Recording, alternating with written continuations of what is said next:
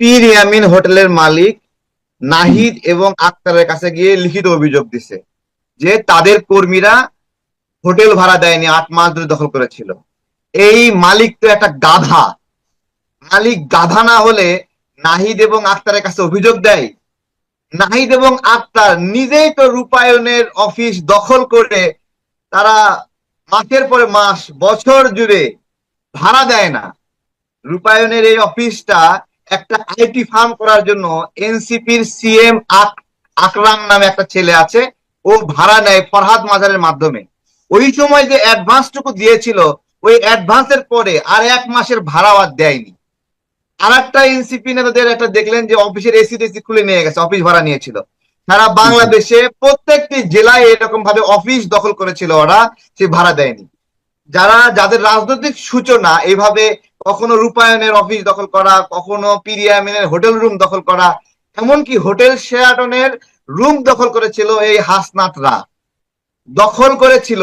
পরবর্তীতে ভাড়া দেয়নি, ভাড়া নিয়ে ঝগড়া হয়েছে, সেটা বাইরে গণমাধ্যমে এসেছিল এবং সেটা আবার নিউজ ডিলিট করিয়েছিল উপদেষ্টারা সরাসরি হস্তক্ষেপ করে হোটেল শেরাটনের ভাড়া রুম দিনের পর দিন এই আসিফ নাহিদ আক্তাররা দখল করেছিল।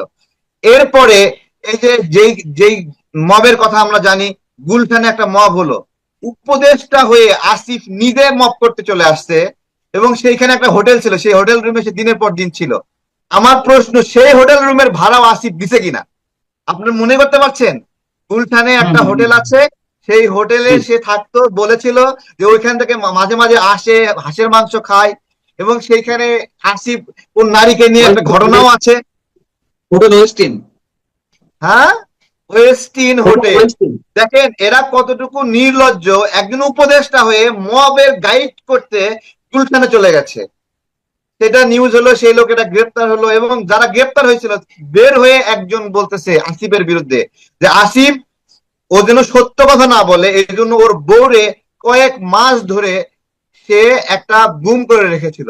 এই যে আসিফ গুম করে রেখেছিল, অপু নামের যে ছেলেটি আছে, ওর স্ত্রীকে গুম করে রেখেছিল আসিফ, এবং সেই স্টেটমেন্ট দিচ্ছে এসে। ওকে আপনি আপনার লাইভে নিয়ে আসবেন, আমি আপনার ওর লাইভ নাম্বারটা দিয়ে দিব। ও দেখেন, ও যেন সত্যি কথাটা না বলে যে কিভাবে আসিফ এই মব গুলো করে গাইডলাইন করে করে করে এই টাকাগুলো ও উপদেষ্টা হয়ে ওর পেট ভরেনি। তাহলে আপনি অভিযোগ দিচ্ছেন পিরিয়ামিন হোটেলে 8 মাস ধরে রুম ভাড়া, ঠিক আছে, আসিফ হোটেল ওয়েস্টিনে যে রুমটা দখল করেছিল এটার ভাড়া কি দিয়েছে? জিজ্ঞাসা করছি। রূপায়ণে যে অফিসটা দখল করে রাখছে নাহিদ এবং আক্তার, হ্যাঁ, যারা দখল করে রাখছে ওদের কাছে অভিযোগ দিতে গেছে। আশ্চর্য। আমি একটু মূল জায়গায় আসি যে যেই চেতনা থেকে মানে কোটা বিরোধী আন্দোলন, কোটার বিরুদ্ধে, হ্যাঁ, আচ্ছা ঠিক আছে, সেখান থেকে এক দফা দাবিতে এই আন্দোলনটি শেষ হলো বা সফলতাও পেল, শেখ হাসিনা সরকারের পতন ঘটলো। কিন্তু তখন যে স্লোগানগুলো দেওয়া হতো, বঙ্গবন্ধুর বাংলায় বৈষম্যের ঠাঁই নাই, মুক্তিযুদ্ধের বাংলায় বৈষম্যের ঠাঁই নাই, এইগুলো কি খুব ম্যাটিকুলাস ডিজাইনে দেওয়া হয়েছে নাকি আন্তরিকতার সঙ্গেই তখন এই হাসান আব্দুল্লাহ বা নাহিদ ইসলামরা দিয়েছেন? আপনার কি মনে হয়?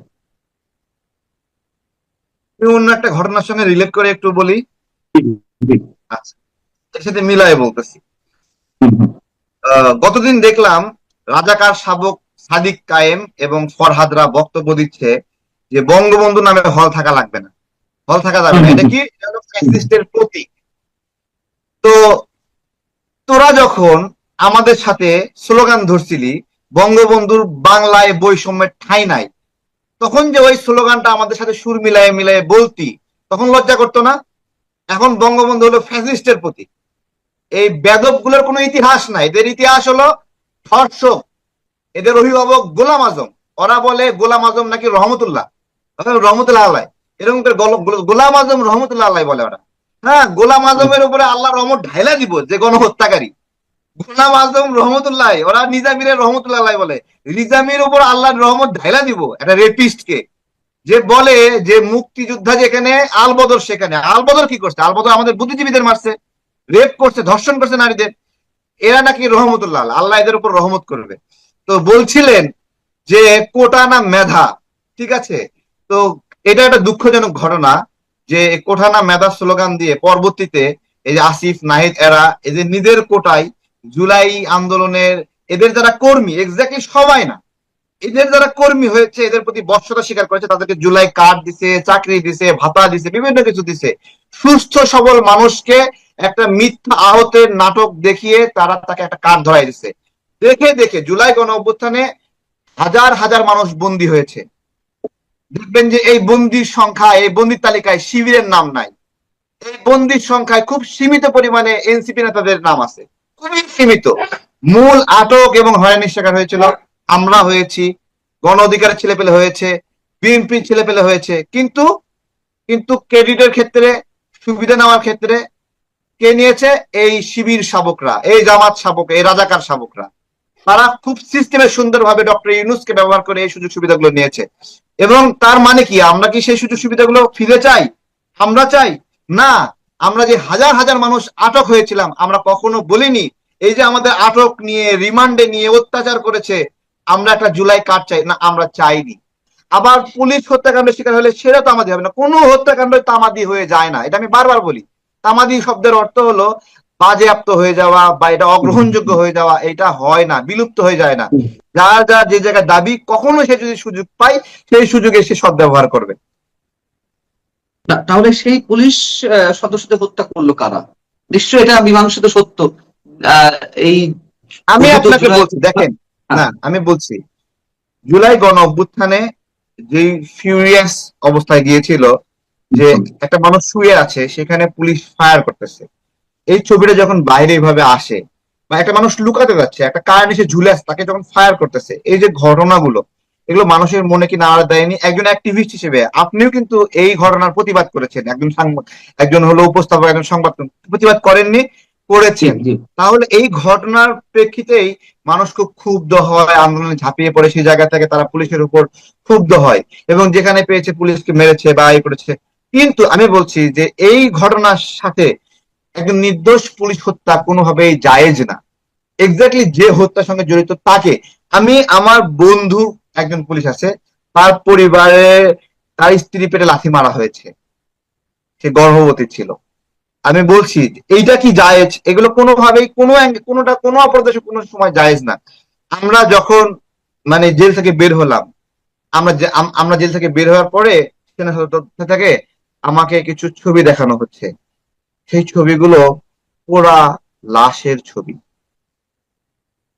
তো বলছে এগুলো কেমন? তারপরে পুলিশকে পিটায় মারা হয়েছে এর ছবি আমাকে সেনা সদর দপ্তর দেখানো হচ্ছে। ছবিগুলো দেখানোর একটা উদ্দেশ্য আছে। বলছে তারেক ভাই, আপনাদের অনেক ছাত্র ভাইরা মারা গেছে, কিন্তু দেখেন এই পুলিশগুলোকেও মারা হয়েছে।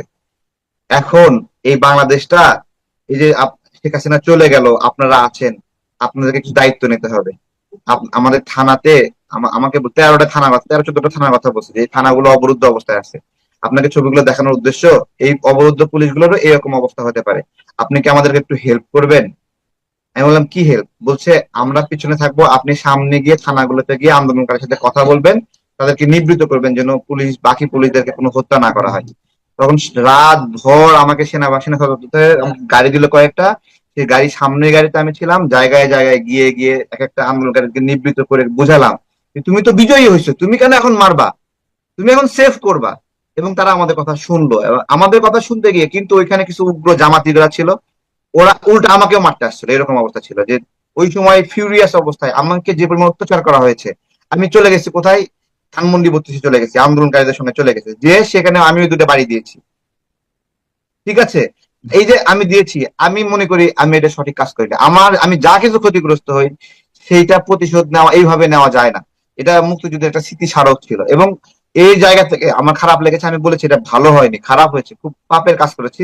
এবং পরবর্তীতে আরো 3বার যে এটার উপর আক্রমণ হয়, সেই 3বারই আমি এটাকে নিবৃত্ত করেছি, আমি এটাকে বাধা দিয়েছি, আমি এখানে পুলিশের সহযোগিতা নিয়েছি এবং একটা জনমত তৈরি করার চেষ্টা করেছি যে তোমরা এটা কইরো না। ঠিক আছে, এবং এই জন্য আমাকে আওয়ামী লীগের দোষর বলা হয়েছে। আমাদের প্রত্যেকের বিভিন্ন স্টেপে ভুল আছে, সেই ভুলগুলো রিগ্রেট করা, আমি স্বীকার করা উচিত, এবং আমি স্বীকার করি। আমি আজকে আপনার মাধ্যমে আমি বলছি, যারা আমার উপর অত্যাচার করেছিল, আমাকে দিনের পর দিন রিমান্ডে রেখে অত্যাচার করেছিল, আমাকে কারেন্ট শক দিয়েছে, আমার গোপনাঙ্গে আঘাত করেছে, ঠিক আছে, তারা কি সঠিক কাজ করেছিল? কিন্তু এই আন্দোলনটি তো প্রথমে সরকার বিরোধী আন্দোলন ছিল না, প্রকাশ্যে যেতে হচ্ছিল কোটা বিরোধী আন্দোলন, না, না, আমরা সেখান থেকে শোনেন, প্রায় আমরা আবার মানে আমি যে আন্দোলন করছি, আমি মানে শুরু থেকে শেষ পর্যন্ত সরকার বিরোধী আন্দোলনই করছি। আমাকে যখন মিডিয়া সেন্টারে নিয়ে গিয়ে আমাকে মিডিয়া সেন্টারে নিয়ে যেয়ে বলতেছে, তুই বলবি আমরা কোটা আন্দোলন করতে আসছি, সরকার বিরোধী আন্দোলন করতে আসি নাই, এবং সবাইকে শান্ত হতে বলবি। আমাকে হাজারো মাইরা ওখানে অজ্ঞান করে ফেলছে মিডিয়া সেন্টারের র্যাবের, বুঝি মাইরা দাঁতটা ভেঙে গেছে। তারপরেও বলতে পারেনি যে আমি এই আন্দোলন করে ভুল করছি, এবং আমাকে বলাতে পারে নাই যে আপনারা সবাই শান্ত থাকেন, এবং আমাকে বলতে পারে নাই যে আমরা সরকারের বিরুদ্ধে আন্দোলন করতেছি না। এটা আমাকে দিয়ে বলাইতে পারে নাই। এটা আসিফরা বলছে, এটা নাহিদরা বলছে, এটা হাসনাতরা বলছে। না, আমি আপনার কথা বুঝতে পারছি। আপনি তো এখনো অকপটে বলছেন যে আমি কোটা বিরোধী আন্দোলন ভাই করিনি, আমি সরকার বিরোধী আন্দোলন করেছি। আমি সেই জায়গা থেকে প্রশ্ন, আপনি যেমন স্বতঃস্ফূর্ত ভাবে বলছেন, অনেকে তো বলছে না, এবং শুরুতে যে কোটা বিরোধী ব্যানারে আন্দোলনটি শুরু হলো, আমি বলছি ডক্টর ইউনূস যেমন যুক্তরাষ্ট্রে গিয়ে বললেন যে এর পিছনে দীর্ঘদিনের পরিকল্পনা ছিল, এটি হঠাৎ করে হয়নি, এ একটা একটা একটা ডিজাইন ফটকা, ছিল। ডক্টর ইউনূস একটা ফটকা, এই সুযোগে চান্স মেরে দিছে। বিশ্বাস করেন এটা ফটকা। ও জুলাই গণঅভ্যুত্থানের মধ্যে আমি একাধিকবার যোগাযোগ করছি, ভাই মানে স্যার প্লিজ একটা ফেসবুকে পোস্ট করেন আমাদের পক্ষে। সে একটা বিবৃতি দেয়নি। হে একটা ভীতু এবং সুবিধাবাদী লোক, একটা মারাত্মক লেভেলের ফটকা। জুলাই আন্দোলনের পরে আন্দোলনের নেতৃত্ব দানকারী ব্যক্তিদের হাতে ক্ষমতা না দিয়ে নিজে ক্ষমতা দখল করেছে, একটা ফটকা। এবং এর জন্য সে বিনিয়োগ করেছে, এর জন্য সে আমেরিকান বিনিয়োগ নিয়ে আসছে। হ্যাঁ, আন্দোলন আন্দোলন বড় করার জন্য তার কোনো ভূমিকা নাই, আন্দোলন সফল করার জন্য কোনো ভূমিকা নাই, কিন্তু ক্ষমতা দখল করার জন্য যত বিনিয়োগ লাগবে সব বিনিয়োগ সে করছে। সে এবং সে একটা প্রতারক, সে ফটকা, এবং সেই ফটকাবাজি করে এটা দখল করছে। এমনকি সে বলছে না যে দীর্ঘদিনের প্ল্যাটফর্ম, এটা ওর না, এটা ওর কিছু না, এটা আমরা দীর্ঘদিন ধরে আন্দোলন করছি, আমরা লড়াই করছি, সংগ্রাম করছি, এবং আমরা এর বেনিফিশিয়ারি না, এবং আমরা মনে প্রাণে এখনো বেনিফিট গ্রহণের কোনো ইচ্ছা রাখি না। আমরা আম বিক্রি করি, ফল বিক্রি করি, মধু বিক্রি, কাজ রাজনৈতিক কর্মী না।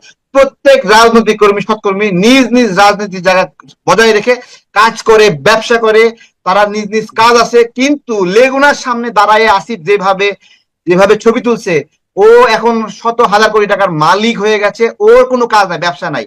নাহিদ ওই দিন কি বললো, নাহিদ কি বললো, যে ও ভাড়া করা গাড়ি নিয়ে চালায়। আমি এইখান থেকে নওগাঁ থেকে ফিরে গিয়ে দেখাবো, নাহিদ একটা মিডিয়া সেন্টার খুলছে যেখানে কয়েক কোটি টাকা বিনিয়োগ করছে বিপ্লবী কণ্ঠ নামে, এবং সেখানে 27-28 জন কর্মী চাকরি করে।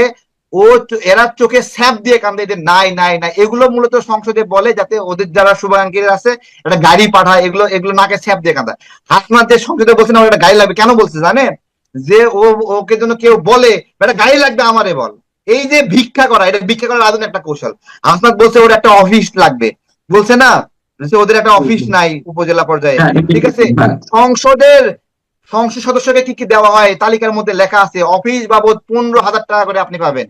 ওকে অফিসের ভাড়া দিচ্ছে, তুই একটা অফিস ভাড়া নিবি, তুই এবার সংসদ দাঁড়িয়ে কেন বলিস তোর অফিস নাই? অফিস ভাড়া তাহলে ভাড়া নেই কেন? ও বলার উদ্দেশ্য হলো এইটা যে ওর দাতাদার আছে, ডোনার দ্বারা আছে, ওদেরকে দৃষ্টি আকর্ষণ করা। আমাকে টাকা দাও না কেন? টাকা দাও, গাড়ি লাগবে, অফিস লাগবে।